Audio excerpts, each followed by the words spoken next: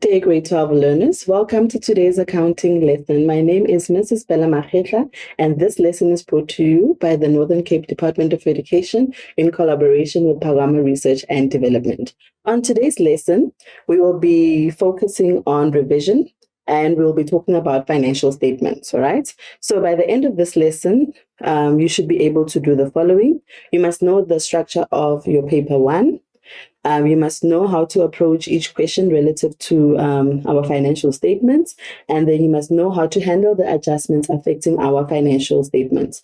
Know how to correct the errors and address omissions to determine the correct net profit after tax. Okay, so here are the exam tips that you need to be able to do when you are approaching this question. So the first thing is that you must master the formats of the financial statements. If you don't know your formats, then you are losing out on marks. So make sure you know the format of your financial statements. You must know how to use the formula sheet. So as soon as you start on the question paper, you start now labeling your formulas at the back of your question paper so that it's easier for you to do the calculations and save a lot of time. Okay, then you must try by all means to use the time allocated per question. So if the examiner is giving you the time allocation there, try to stick to that particular time. Hence, you have to practice your time management as you are practicing for your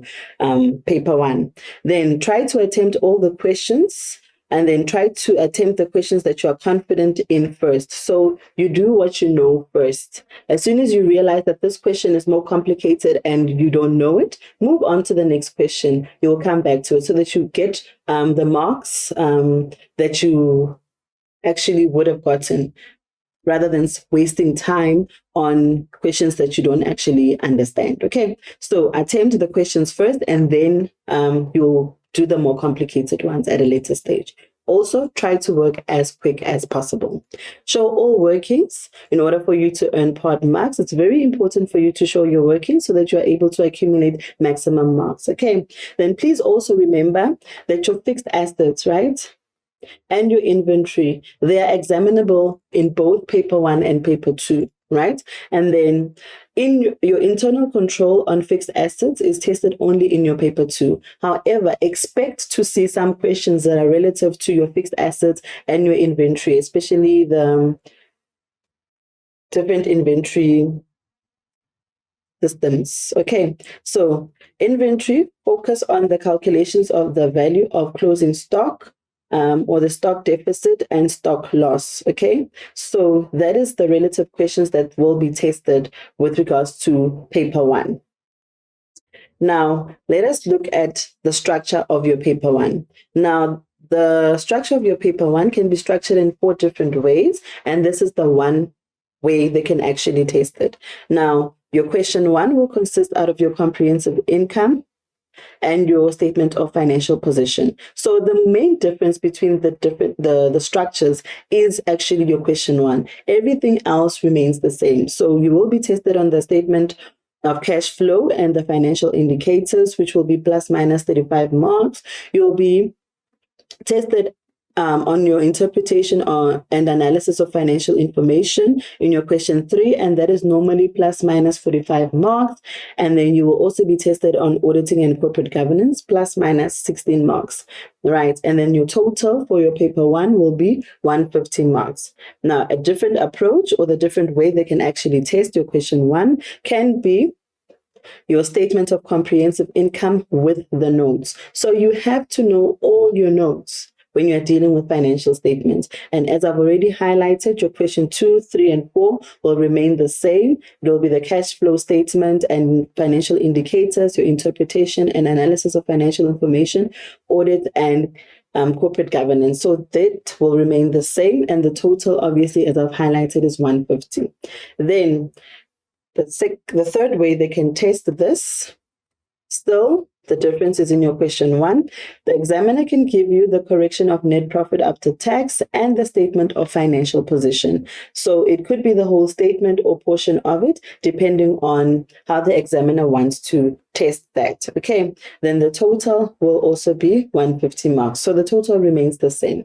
Then the different way or the last way, which is the fourth way, they can give you the statement of financial position, which is the balance sheet, and notes only. Then you must be able to apply the relevant amounts and apply the relevant calculations for you to complete that. Okay, make sure you know your formats, grade 12. You have to know all your formats for you to be able to get the marks that you deserve or the maximum marks that you could have possibly gotten. Okay, so we are going to simply start with some adjustments that are relative to both the statements, right? So the first thing that you need to calculate over here, you need to calculate the cost of sales.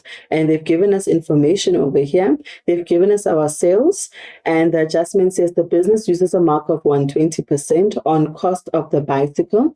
Trade discounts totaling 336 have been granted and recorded. So you have to look for the cost of sales, all right? So I'll give you 3 minutes to quickly attempt this question, and I will see you in 3.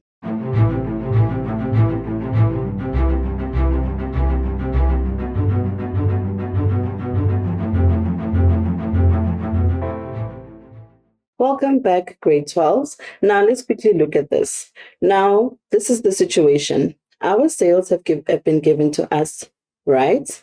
And then the business uses a markup of 120%. Okay, we've got the markup on the cost of bicycle. The trade discounts totaling 336 have been granted. So that means that in a normal or in a perfect world, if there was no discount, we were simply just going to use the markup to calculate our cost of sales. But because we've issued discounts, it means that we've sold some items less than our markup. Okay, so before we can actually calculate our cost of sales, we have to calculate how much the total sales would have been if we had not granted the discounts. And that amount is going to lead us to be able to calculate our cost of sales, because our cost of sales did not change. The only thing that changed was how much we are selling it to the customer for. Okay, so then what are we going to do? We are going to add back our discount so that we find out how much it was supposed to be. Okay, we get the correct amount first, the actual amount it was supposed to be. Then, so we'll say the sales, and then we add our discount, and then that will give us 21,353,200,000. Okay, so that is what we have there. Then only we can calculate our cost of sales. So we can use the markup to do that. You know how it works. The sales is always 220. Our cost of sales will be 100. And as they've said, our gross profit is going to be 120. So 120 plus 100 will give me my sales because we are selling at a markup. Okay, so then I will say I'm looking for my 100, and they've given me 220. Then we multiply that by the amount that we've just calculated over here, which is the actual sales amount it was supposed to be. Okay, and then that will give us this value. This is our cost of sales. So then what do we do? Because I know my format, I know that cost of sales must be in brackets, okay? Because it's reducing my sales amount so that I can get my gross profit. How much profit have I made from selling goods, okay? So then I will substitute 9706,000, and then I can now calculate my gross profit because my gross profit is my sales less cost of sales, okay? So then I will then find 131,120. Okay, so that is how we calculate. Remember what I said, that your sales is going to be the amount plus your markup. Your cost of sales is always 100 and your markup is 120. When you add these two, it should give you that amount. Okay, so this question can be asked differently as well. You can be looking for your sales amount, and the cost of sales could be given. So you must familiarize yourself with this type of question for you to be able to get maximum marks. Okay, so then that is how we approach that question. Now, our next adjustment says the following. They've given us our trading stock amount, and then they said that the following information was obtained after the physical stock count of the first in, first out method. This is used to value the stock of the bicycle. Purchases for the year were as follows. So this is the purchases for the year, and then we need to calculate now the stock on hand. Okay, so I'll give you 4 minutes to quickly attempt this question. See you in 4.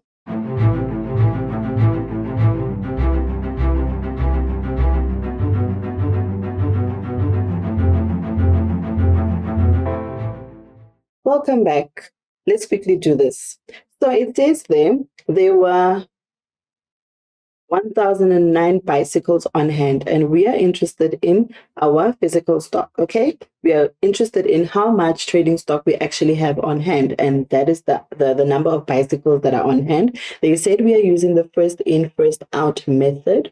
So when we are using the first in, first out method, it means that whatever we bought last will be the last items that we are going to sell. So if we have actually purchased bicycles, 740 bicycles, it means that 740 bicycles would be the last bicycles to sell. So that would still be available in the business because we only have 1,009 bicycles left. Okay, so some of the bicycles we purchased in September will also be still there because that would accumulate the 1,009. Okay, so when we read further, please, grade 12s, whenever you are reading information, don't just read the first line and assume that that is the end of it. There's a reason why the examiner is giving you additional information to take into consideration. So it says 40 bicycles purchased in January 2023. They are talking about these bicycles, okay,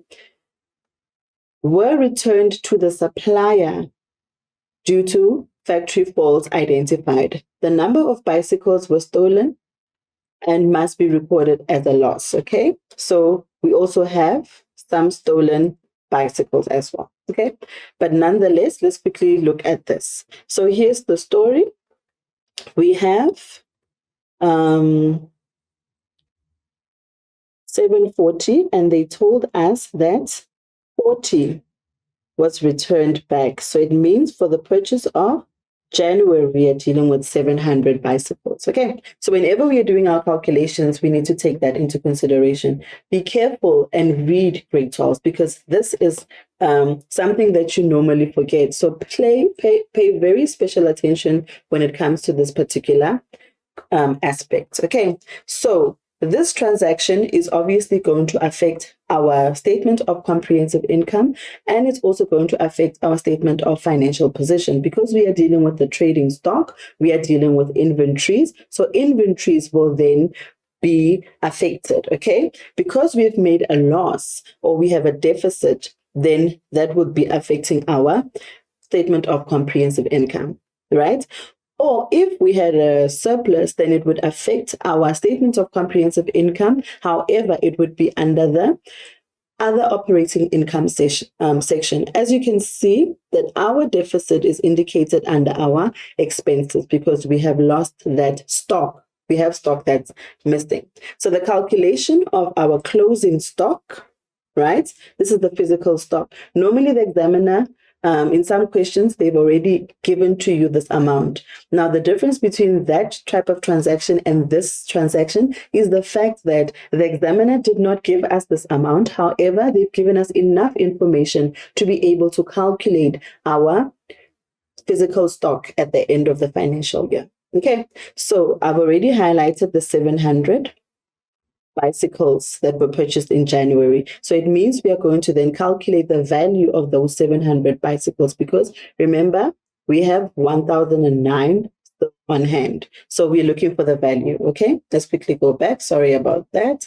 The price for those bicycles is 2,100. Okay, so that's why we multiplied by 2,100 over here.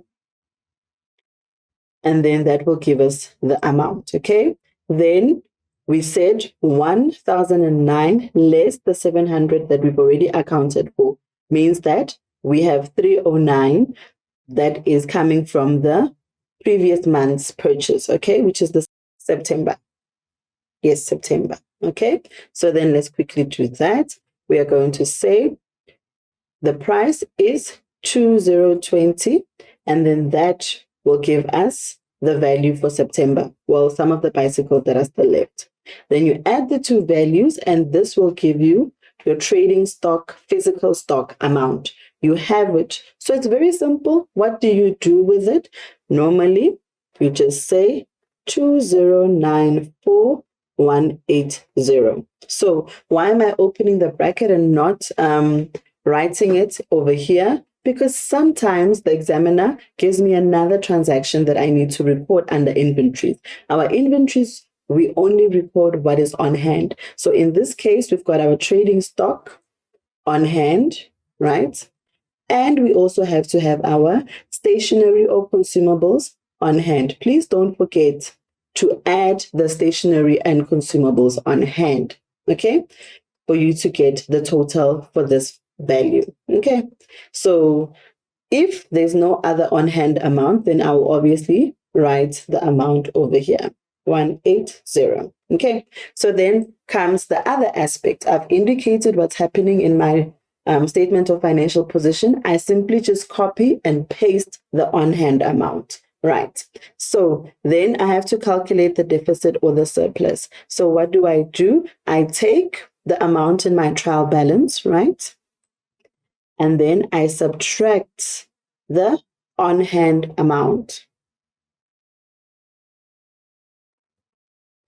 Okay, and that will give me my deficit. Okay, so I already have my on-hand amount, 2094180, and then I quickly go and check my balance over here, 2,125,380. 2,125,380. I find the difference between the two, right? Once I find the difference between the two, I will get my 31,200. And that is how we calculate. Okay.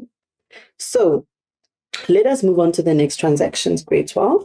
So over here, we've got a transaction. They've given us our fixed assets. As you can see, right? The examiner might give you fixed asset type of questions, right? So we've got our opening balances over here, or some of the balances, if I may put it that way. And then it says calculate the profit or the loss and sale of an asset, and you should also calculate the depreciation for the year. Okay, is there any additional information? Yes, there is additional information over here. It says the bookkeeper calculated the total depreciation of 328,200 before taking the following into consideration. So the most important thing is that you must take note of how the statement is phrased. We have calculated depreciation, yes, but the bookkeeper did not take these transactions into consideration. Okay, so you are adjusting the amount of depreciation whenever you are calculating the depreciation question. Okay, so then I will give you 4 minutes to attempt this question. I'll see you in 4 grade 12.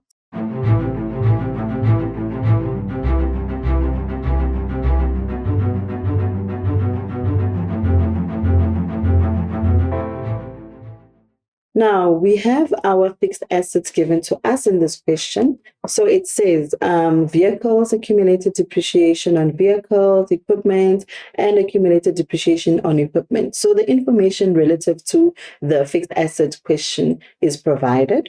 Then you will see it says what is required from you is to calculate the profit or loss on sale, and you should also calculate the depreciation for the year. All right. Then the examiner has given you information. The examiner says The bookkeeper calculated the total depreciation as 328,200 before taking the following into consideration. It means that these two transactions have not been taken into consideration when they were calculating this total depreciation. So what are you doing, grade 12s? You are adjusting the total depreciation. Okay, then you will see they've given you the depreciation methods and you are going to calculate that. Okay, so then I'll give you 5 minutes to simply calculate the two required questions there. So then I will see you in 5.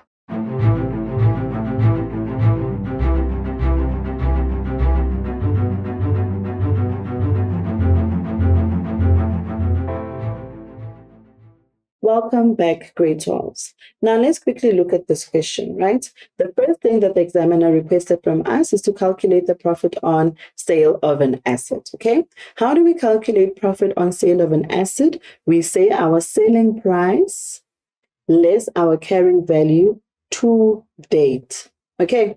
So what does that mean? It means that we have to calculate the depreciation for this current year for the number of months that we've actually had this asset. Because the information that's given to us here says that an all delivery vehicle with a carrying value of 170 on 1 March 2022 was sold for 140 on 1 December 2024. Okay, so then they also say that our depreciation is calculated using the 20 diminishing balance method, and it's going to be 20%. Okay, so then how do I then approach that question? I will say my 170, this is my carrying value. Why am I using carrying value and not cost price minus accumulated depreciation? Because diminishing balance method normally states it's the carrying value multiplied by the rate multiplied by the time. Okay,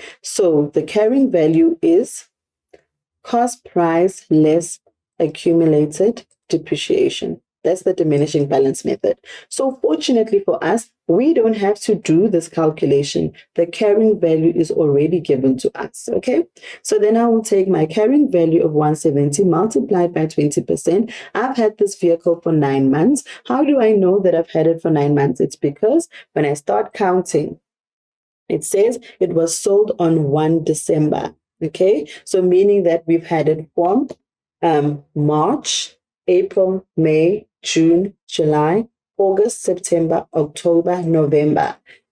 The 1st of October, we did not have, 1st of December, we did not have it. So for the December month, the asset was already gone. So that is why it's 9 months. Okay, so then I will then say that my depreciation for that 9 months was 25,500. And now I can actually talk about my depreciation or carrying value to date. I need to adjust my carrying value because it still includes the amount for depreciation for this year. So I will say 170 less 25,500, which is the depreciation for this year. Okay, then we can simply carry on with our calculation. Our calculation says our selling price, they say they sold this asset for 140. And then we've adjusted our carrying value, and then we subtract our carrying value, and then we get our loss. Do you see that it's a negative? And if it's a negative, it's indicating that we've made a loss. Okay, so then how do we record this specific loss? We record it in our statement of comprehensive income, and then we will have it as 4,500 under the expenses. Now, another thing that I'd like to highlight is the fact that when we are dealing with our statement of comprehensive income, it's not necessary for you to put the negative signs in your statement. The only place where you put your negative signs in your statement is when you are writing under operating expenses in your cost of sales and interest expense. Those are the 3 places where you are going to have, actually, the 4th place is going to be your income tax for the year. So those are the only places where the examiner is expecting you to have a bracket or a negative on your amounts. No other place. Okay. So we've made a loss on the sale of an asset and we wrote 4,500 over there. Okay. So the next calculation is the calculation of depreciation for the year. Now, we know that when we are talking about depreciation for the year, we are talking about the total depreciation. Okay. Now, the total depreciation means that we have to adjust the specific amount. We've already calculated the 328,200. Okay. That is the incorrect amount. Okay. Then we have a vehicle that we sold, right? And then we calculated the depreciation for that. Sorry, GC 25,500. Okay, that is the depreciation for the sold vehicle. Okay, and then after that, we have a vehicle that we have bought, right? It says it was a trade in. Let's quickly go to our information so that we are able to see what I am talking about. Pardon me for that. It's actually equipment. An alarm system costing 48,000 was installed on 1 August 2022. So they installed an alarm system in one of the vehicles there. So then obviously the alarm system then increases the cost price. So we have to calculate the depreciation of the alarm system. Okay. So as you can see, I've given you the calculations of calculating the alarm system of this particular item. Okay, so we said 48,000 multiplied by 15% multiplied by 7 over 12 because I've had it for 12 months. Okay, 7 months. Then you add the 3 depreciation amounts to give us our total depreciation, meaning the depreciation for the year. Then it means that under our operating expenses, we are going to have a loss, our depreciation for the year of 357,900. Okay, so that is how we are going to indicate it in our statement of comprehensive income. Now, the next activity, we are talking about a loan, right? Now, let's go on to this calculation. We are dealing with the loan. And we are going to look at the information that's provided to us. It says the balance in totals of for 28 February 2023. And it's a loan. They gave us the amount at the end and at the beginning. The examiner has given us information. So then I'll quickly just give you 4 minutes to try and complete this question. And then I'll see you in 4 minutes.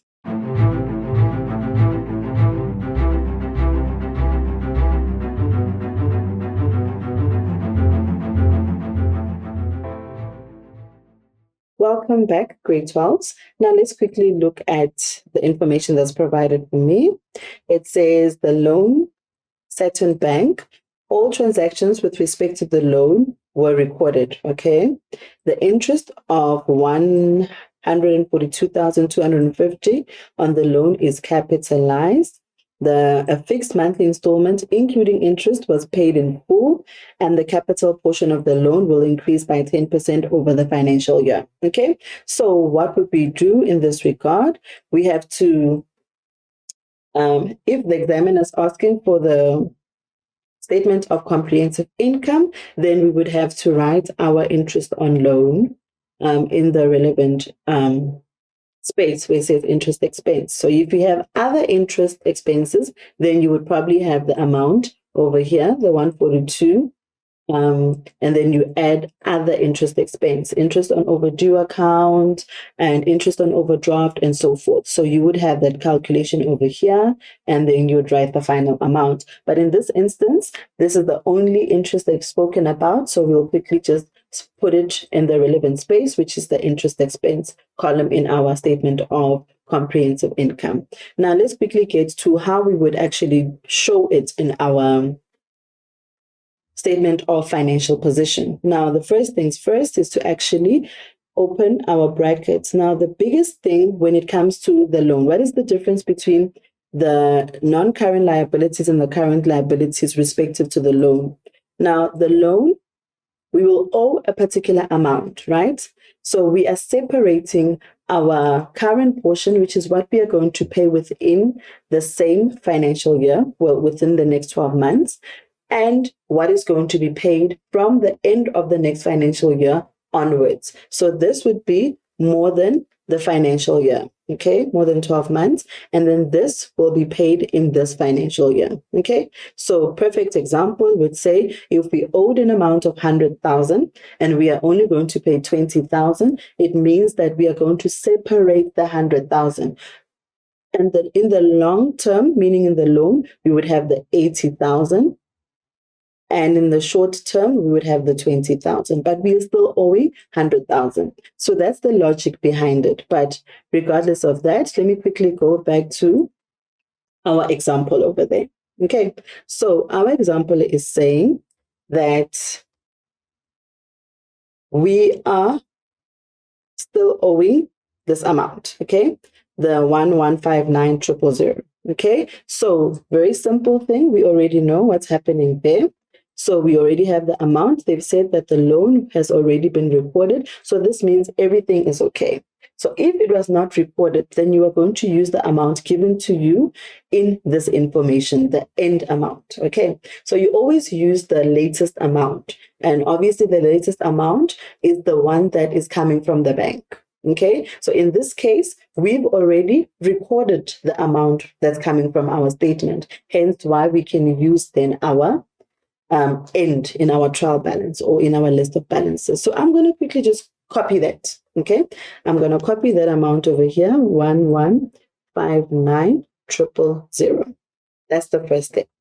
Now the next step is to calculate the repayment. How much are we paying out of this amount that we still owe? Okay, so I just want to quickly draw a T account over here. They said our loan is capitalized. When we are dealing with the loan, we are dealing with the liability, as you already know. On the credit side, our liability is becoming more. On the debit side, our liability is becoming less. Okay, so what's given to us is the balance at the beginning. Our balance at the beginning is given to us is 1,280,750.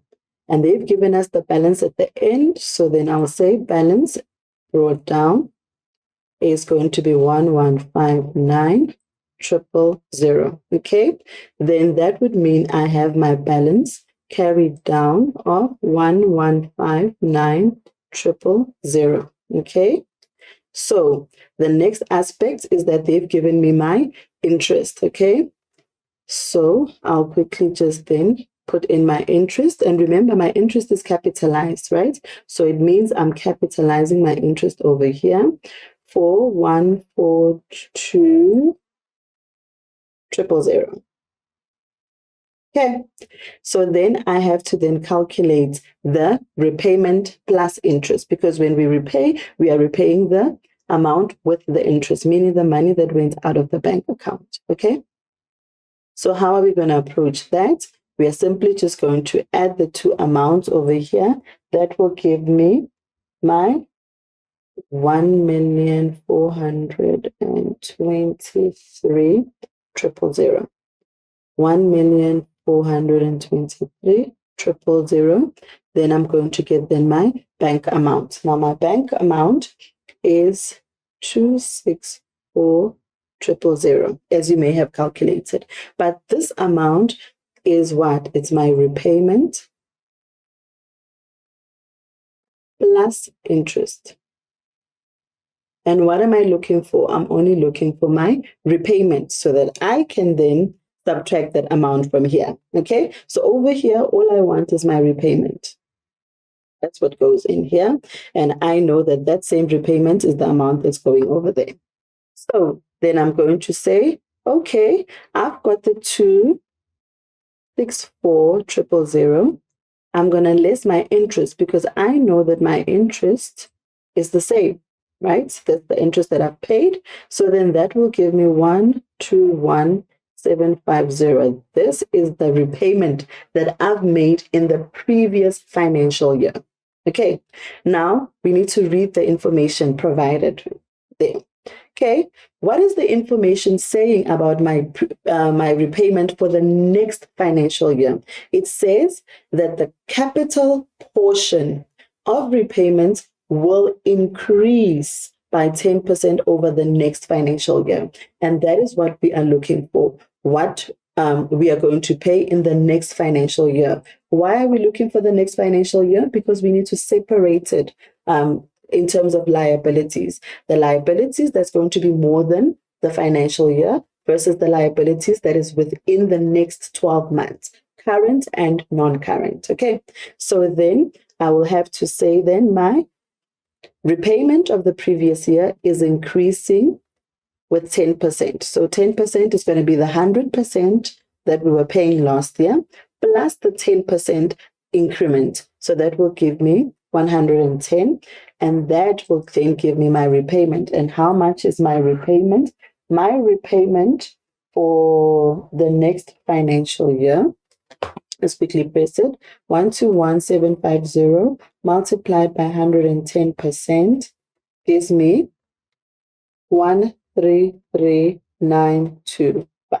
Okay, so in the interest of space, because I know you don't have much space, you will just simply say 121,750, because you need to show your calculations grade 12 multiplied by 10%, and then you can give me the amount on top, 33,925, and then you can give me the final amount. And I know, what am I doing with the repayment? It's moving from long term to short term, right? That's the current portion of the loan. So I must simply just write it there. There I have it. Then I need to then subtract. I'm going to say 1,159,000 less what I'm going to pay within the next 12 months, 925. And then that will give me 1,025,075. Now, I just want to highlight something. How much am I owing with regards to my loan? I am owing 1,159,000. Okay, that's how much I'm owing.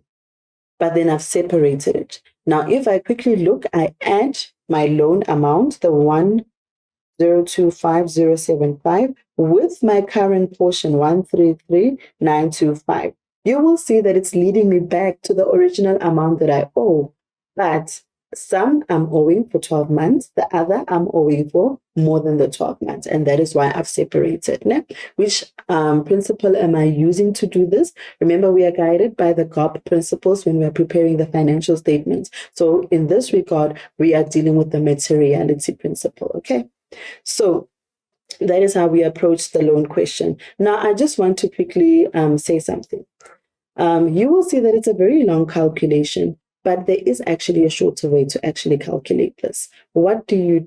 You will simply just say the beginning amount less the end amount. That will give you how much you have repaid in this financial year, not the next one, the previous financial year. So then I will say the amount in the beginning was 128,000,000, and then I'm going to subtract 1,159,000, and that will give me 121,750. Do you see that this is the very same 121,500? Okay, then what do I do then? They said it has increased. So therefore, I will get my 133,925. So this is the shorter method. This is the longer method. However, you are getting to the same calculation. But because with time, accountants, we need to have shorter methods, we have to consider being able to do this. Be very careful of the amount that's given to you so that you are able to work back to the original amount that you need to get back to. Okay, now let us actually go into a different type of question, the different way that the examiner can ask question 1. Now, that is when the examiner is asking you to correct the net profit after tax. Okay, so when you're correcting the net profit after tax, it still affects your statement of financial position. Okay, so it's very important for you to know that so that you are able to get maximum marks when it comes to this type of transaction. Okay, so it says there, Lizzie Ltd, this information relates to the financial year year ended on 28 February 2025, the business sells luxurious electrical items. Okay, so the first activity that we are going to do, we are going to deal with our fixed assets. So they've given us our fixed assets at carrying value, and then you have to calculate now the depreciation, obviously, but also you must be able to identify that we have sold a vehicle as well. Okay, so how are we actually calculating the depreciation method? We are actually calculating the depreciation on diminishing balance method. Okay, so with that, I will give you 5 minutes to quickly calculate this question. See you in 5.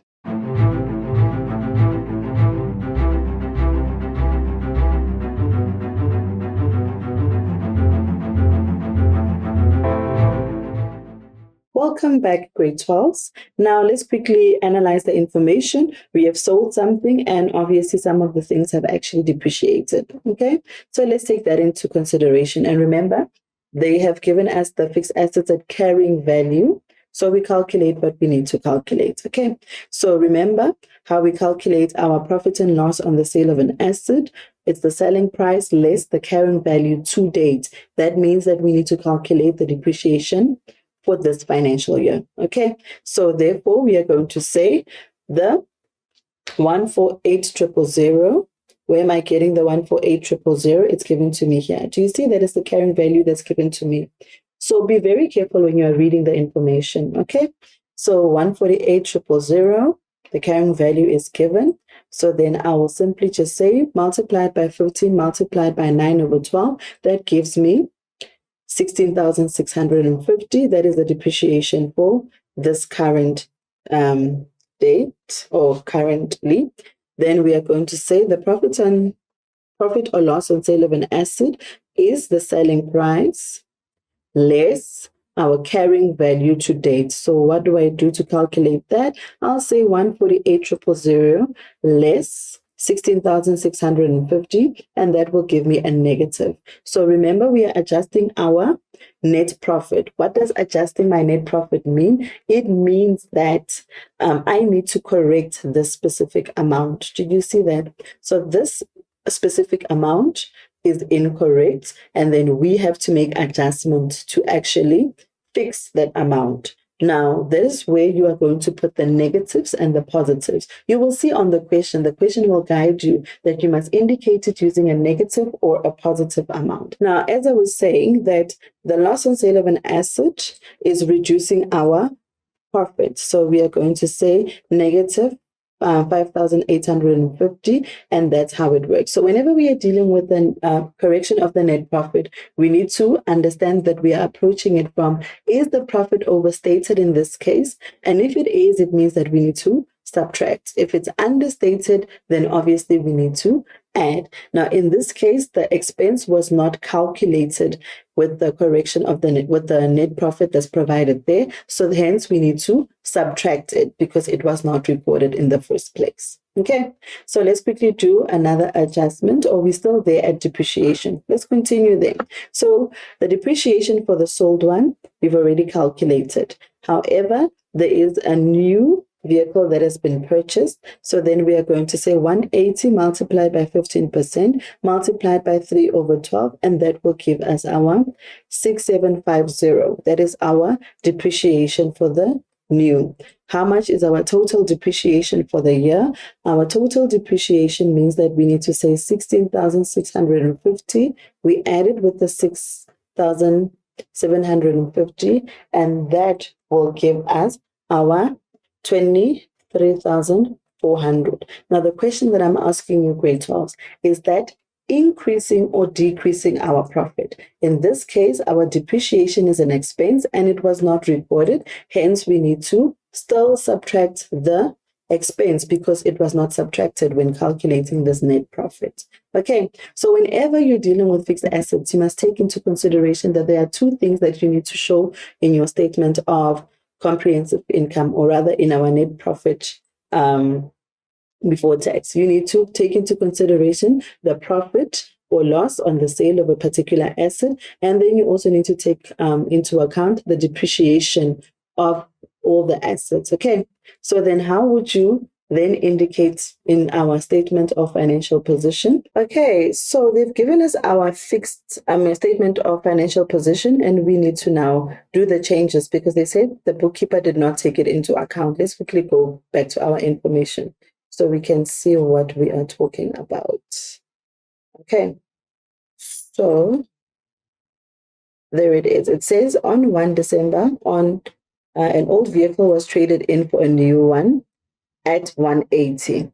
Okay, and then the trade-in value was 125. Okay, we've already taken that into consideration.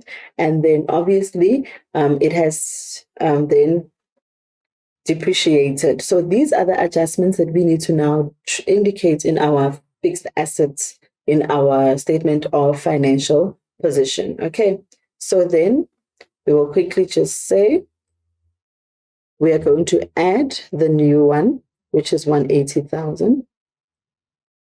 And we need to subtract the old one at carrying value, 131,350. Okay, this is the carrying value that we've calculated. Because remember, we have our carrying value at the beginning, and then we've got our additions. So this is our additions. This is our disposal at carrying value. And then we also need to indicate our depreciation, right, for the year, which is going to be 23,400. Okay.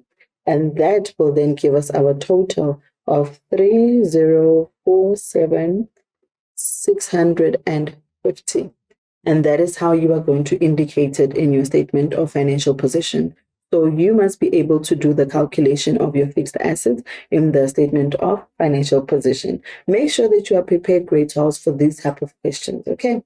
So the second question says the following. It says, extracts balances and totals for 28 February. They've given us our debtors control, our provision for bad debts creditors. Then the adjustment says creditors with a debit balance of 10,550 on 28 February must be transferred to the debtors ledger. And you also, provision for bad debts must be adjusted to 4% for debtors. I'll quickly just give you 4 minutes to quickly complete this question. See you in 4.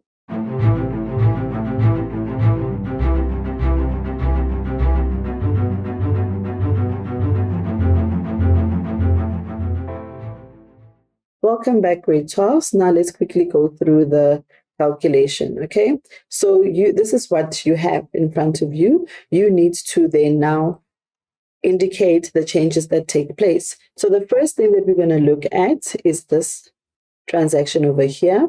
The creditors with a debit balance must be transferred. So this is relatively a statement of financial position calculation. Okay, now the question that we have to do right now is indicated accordingly to our trade and other receivables and trade and other payables. Okay, they are talking about a creditor. So I'm just going to go to the next slide to produce space. So when we are dealing with a transfer, we need to take into consideration the following. We've got debtors and then we've got creditors. Okay, our debtors are positive because they are assets and they are negative on the credit side. And our creditors are positive on the credit side and negative on the debit side. Okay, so right now when we read our information says creditors with a debit balance. So it means where are we? We are in our creditors right now on the debit side. Okay, there's a 10,550. Okay, so what do I need to do? I need to change this or transfer this particular creditor to become a debtor. Okay, so what do I need to do? I need to remove the creditor. 10,550. Do you see that it's on the positive of your creditors? So that means that in our trade and other payables, it's going to be a positive. Okay, then for every credit, there must be a debit. So it means I'm going to the debit side of my debtors, and then I'm going to write 10,550. And this is also on the positive side of debtors. So it means in my trade and other receivables, I'm going to be working with the positive. So the most important thing when it comes to transfers, you need to draw your T account and identify which side you are on in the particular transaction. So in this transaction, they told us about creditors. So we went to our creditors T account. They told us it's on the debit side, and then we wrote the amount where it's appearing. So it's appearing on the debit side, as you can see, and the debit side is the negative. So whenever you are transferring, it means then you're going on the opposite side. So it will be a positive for your trade and other payables and a positive for your trade and other receivables. Okay, so normally the signs are the same. So if you've got it on the correct side, you'll be able to get the appropriate answers. Okay, let me quickly go back to the previous slide so that I can fill it in where it needs to be. Okay, sorry about that. Over here, I'm going to say add 10,550, and I'm also going to add 10,550. Okay, now I can then deal with my provision for bad debts. Okay, so provision for bad debts must be adjusted to 4% of my debtors. So what am I going to do? Do you see that my debtors has changed? Because my trade debtors given to me was 688,200. And then now I've added the 10,000, as you can see. Okay, so then what am I going to do? I'm going to quickly just type it into my calculator. 688 200 added with my 10,550. Okay, so that means that my debtors control or trade debtors is equal to 698,750. So then what do I need to do? I know that my provision for bad debts is going to be 4%. All right, so that I multiply with 4%, and it will give me 27950. This is the new provision for bad debts. Okay, this is for this current financial year. But in the previous financial year, our provision for bad debts was 30,450, as you've seen in the information. Okay, this is the previous financial year. You can see it's for the previous year. So every year, our provision for bad debts must change. And as soon as it changes, then we have to adjust it. Okay, so when it changes, then I know what do I need to do with my provision for bad debts. I always subtract my provision for bad debts, right? It has changed. It's no longer 30,450. I can't put it there. So then I'm just going to say 27,950. This is the new one for this current year. Okay, or rather for the next financial year. Okay, so that is how we are dealing with our provision for bad debts. And then we continue then to adjust it in our statement of comprehensive income. Now, in this case, we are dealing with the net profit before tax. But first things first, we need to calculate the adjustment. Okay, so I'm going to quickly draw my T account just to show you what is happening with the provision. So this is the provision for bad debts. It's a negative asset. And then we have our provision for bad debts adjustment. And this is a profit or income or an expense account, depending on the need for the provision for bad debts. It's a negative asset. So this one we show in the statement of financial position. And this one we show, because it's an income and expense, we show in the statement of comprehensive income. Okay, so in this case, this is what we have. The balance wrote down at the beginning of the year was 30,450. Okay, and then the balance at the end of the financial year, 27,950. Okay, so that means that our balance carried down is 27,950. Are we okay? That means that this 30,450, 30,450, there is a missing amount over there, 450. So then what do? I create a new account, which is called the provision for bad debts account. So then, pardon me for that, I will say 30,450 less 27,950, and that gives me 2,500. That's my provision for bad debts adjustment. Okay. So do you see I've debited it? So that means I need to credit it, right? So that will be my provision for bad debts. And that's going to be 2,500. Do you see that it's an income? Because income expense account, positive on the credit side, negative on the debit side. It's an owner's equity, actually indirect owner's equity. So that's what we have over there. So in this case, it's a positive 2,500. That is an income that we are dealing with. So how do I then show it in my statement of comprehensive income?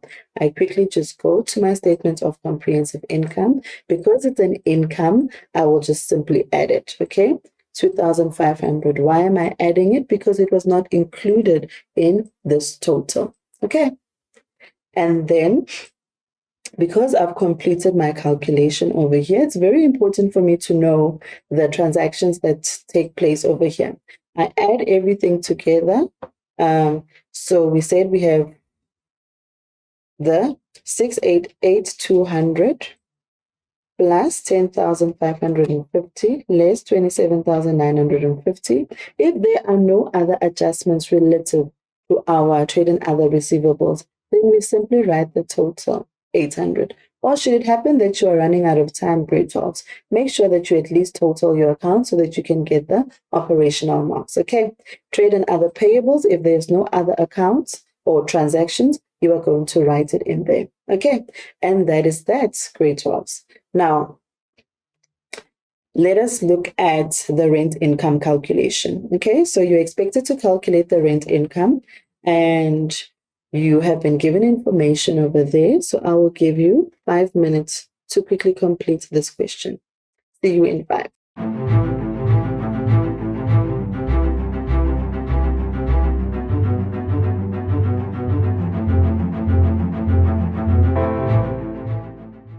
Okay, welcome back, grade 12s. Now let's quickly look at this transaction. This transaction says, okay, we've been given the rent income that we've received. No problems. This is what we have received so far. So what's indicated in your trial balance is what you have received. Then the adjustment says, it is agreed to increase the rent by 5% on 1 December 2024. First thing, when you are dealing with too many dates, draw a timeline. Okay. Our financial year will start on the 1st of March 2024 and ends 28th Feb 2025. And then there was an increase on 1 December. There was a plus 5%. 1 December. And a deposit of 8,000 is paid before the tenant occupies the building. The deposit was received but not reported. Okay. Rent for March 2025 was received and recorded. Okay. The lease agreement starts on the 1st of May. So what am I doing right now? I'm just drawing my timeline and trying to make sense of the information that's given to me. Okay. So in May 2024, there it is. That's when the lease started. Okay. And then we've received until March. So the problem is this. So we have 2 transactions in this one information provided to us. Okay. So the first aspect, I just want to quickly do this, is the fact that we have to indicate now our transaction, okay? We need to indicate the fact that there was a deposit, right? Now, this deposit is refundable. So that means that the deposit then will go to our trade and other payables because that is the money that we have that actually belongs to the tenant. However, for the fact that it's a deposit, we then have to refund it. Okay. So then that means that it's going to add on to our trade and other payables. Okay. Now the deposit was 8,000. So this 8,000 is the deposit. Okay. It can also happen that we have we contribute a deposit as well, and therefore that will be in the trade and other receivables. But nonetheless, let us focus on this one as the trade and other payables because it is the tenant's deposit that is refundable whenever they actually, the lease is actually expiring. Okay. Now that we've dealt with the deposit, let me quickly redraw this so that it's a little bit clearer for us, okay? So here's the information presented to us. Our financial year starts on the 1st of March, 2024, no problem. It's ending on the 28th of February, 2025. And then we have received for March 2025. We started leasing on the 1st of May, and there was an increment on the 1st of December of 5%. Okay, so then let's quickly then do our simple calculations. The first thing is we need to know how many months we've actually received rent for. In this case, we've received for May, June, July, August, September, October, November, December, January, February, and March. So it's 11 months. Okay. So then some of the months, so from May until December, we were receiving 100% of our rent, no problem. And then from December until March, it changed. We added 105. So it's 100% plus the 5, and it was 105. Okay. So how many months did we have the 100? We had the 100 for 7 months. It's May, June, July, August, September, October, November, right? We don't include December because it had already changed by then. So it's 7 multiplied by 100. Okay. That gives us 700. Are we okay? Then, how many months did we have it for 5 months? It was, how many months did we have it for 105? It was December, January, February, March. So for 4 months, we had that. Okay. That will give us 420. And that will give us, when we add it together, that will give us 1120. That's the number of months that we've received the rent, okay? And that is represented by 216,000. Okay, so our problem in this case is that we have received too much. This is actually an income received in advance. I've covered this in the previous lessons. Please refer back to your teacher and ask her to display some of the calculations that we did when it comes to income received in advance. Okay, so then I'm going to say we are looking for that 1 month where we were receiving 105. Okay, so then we are going to use the simple UK method where we say what we want over what we have, or the unknown over the known. So we don't know how much we were receiving per month for that 1 month out of the total of 1120. Then we multiply it with 216,000, and that will give us our rent. Okay, so how much is the rent amount? The rent amount will be 20,250. Are we okay? So then I will have the 20,250 over here. Now we are dealing with the correction of net profit. So the question is that in this total, did the bookkeeper include the 20,250 when they reported or not? The point is that the bookkeeper included the whole 216,000. And in the 216,000, we have the 20,250. That is not for this financial year. So it does not belong in this. So then that means that the net profit was overstated. Therefore, we need to subtract the amount from the income that is provided there. Okay, so then also that means that this is an income received in advance. It means that we have their money that they've paid, but we have not provided the service. So therefore, it's a liability on our part, okay? Or rather, we have money that we did not work for. 20,250. That is why I'm putting it at payables, okay? So then that is giving me the amounts over there. So then what do? I add all the amounts under trade and other payables, 150. That is my trade creditors with the deposit and the 20,250 of income received in advance. And then that will give me my 924,400. Okay. And that is the amount. Now, that is how you approach the questions, grade 12.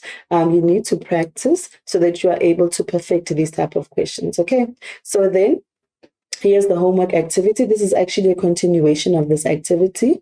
Please make sure you go through it. There is also a marking guideline provided when it comes to this question. Just query your teacher. She will give you the answers. Okay. So then this is the summary for what we've covered today. You need to complete the financial statements adjustments simultaneously to maximize the marks. You need to write it in your in your financial statement of comprehensive income, and you also need to put it in your statement of financial position. So they both need to be in your financial statements. Okay. Then inventory and fixed assets are examined on paper 1 and paper 2. And remember that the internal control on fixed assets is examined on paper 2. Okay, then know where to place the negatives or place the statements, expenses, and income, and then also add amounts pre-printed in your answer book, and then always show your workings. Okay, so those are the tips, and that is what we've covered so far. And with in the next lesson, we'll be looking at our cash flow statement and application of the adjustments in our cash flow statement. Now, with that said, grade 12, good luck for your exam. Make sure that you prepare thoroughly and make it count. All the best.